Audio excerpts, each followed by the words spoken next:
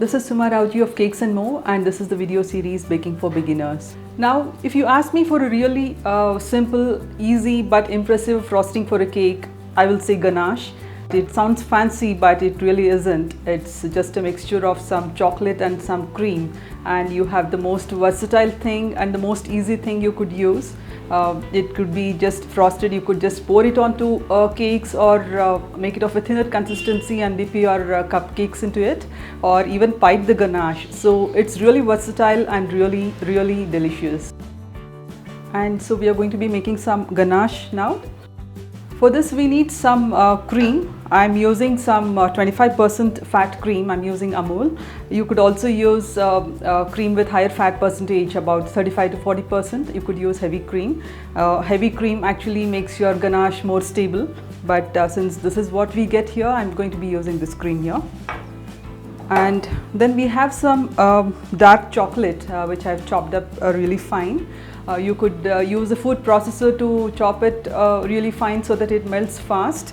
You could also make ganache with white chocolate or even milk chocolate, but the proportion of cream to chocolate would vary, and the method will also vary slightly. And the choice of chocolate is up to you, but about 53% chocolate mass is supposed to be the best to use for ganache. You could also make ganache with sour cream, but do not use top of the milk cream, as it just won't work for ganache. It's really important that you chop your chocolate really fine, because the pieces of chocolate need to melt quickly into the hot cream, and then you can't really afford to heat the cream again with the chocolate, as the cocoa butter in the chocolate will float to the top, and you'll see the grease floating on top of your ganache, which is totally undesirable.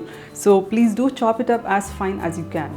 You could use honey, corn syrup or some butter to give a little bit of shine to the ganache, and I'm going to be using some unsalted butter.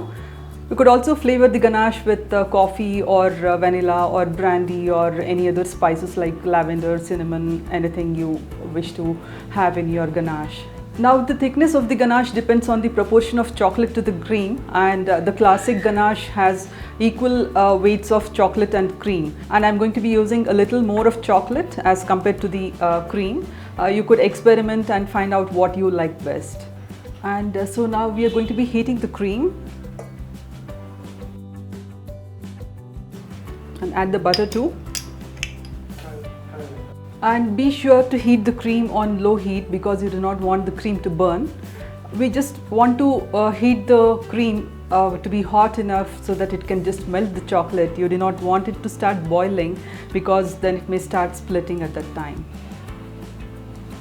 You do not want to heat this for too long or till it starts boiling, just till you see some bubbles around the edges. So now I think this is hot enough. Turn off the heat and pour it on the chocolate. And just let it sit for a couple of minutes. Do not stir it. And then the chocolate starts melting with the heat of the cream. Now this has been sitting for a few minutes, and now we need to stir this. And be sure that you stir it really gently and in only one direction, because if you stir it very vigorously, then you may have air bubbles in the ganache, and your ganache may also turn grainy.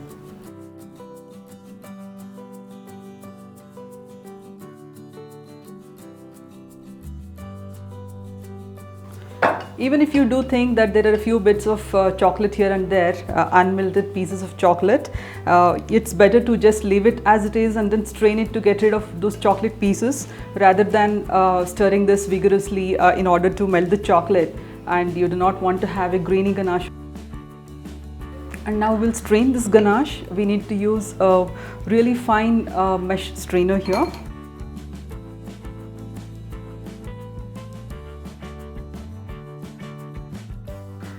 We'll just push it through the strainer.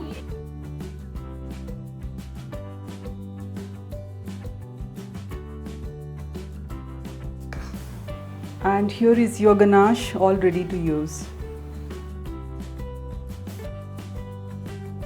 You could store the ganache for about 2 to 3 days at room temperature. You could also refrigerate it for a couple of weeks, and you could also freeze it for a few months. And it's something really handy for your cakes and desserts, or it also goes really well as a topping for ice creams. Ganache tends to thicken as it stands at room temperature or even when it's refrigerated, And this is something I made yesterday, and the consistency would be something like this once it's been sitting for a while. And this consistency is good enough for you to fill your chocolate cake.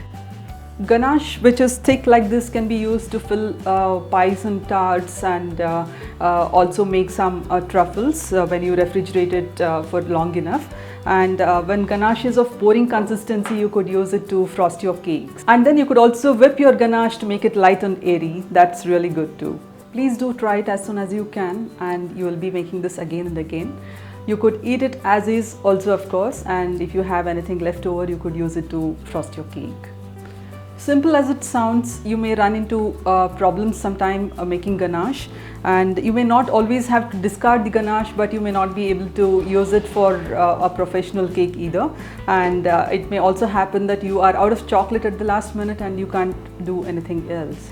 If your ganache turns grainy, then in all probabilities you have mixed it too much, so you can try to strain it and then again stir it. If you have an oily ganache, you can try to just stir back the oil back into the ganache, and if it doesn't work, you will have to start all over again. And in case your ganache curdles, then you could try mixing in a couple of tablespoons of hot cream into the ganache and try to mix it gently so that it smoothens out again. And in case there are a lot of bubbles in your ganache, then again the only solution would be to strain it and restrain it through a fine mesh strainer till you have your ganache smooth and free of bubbles. Be wary of adding anything cold from the refrigerator to your ganache, because the chocolate may then seize up and you may have some lumpy ganache.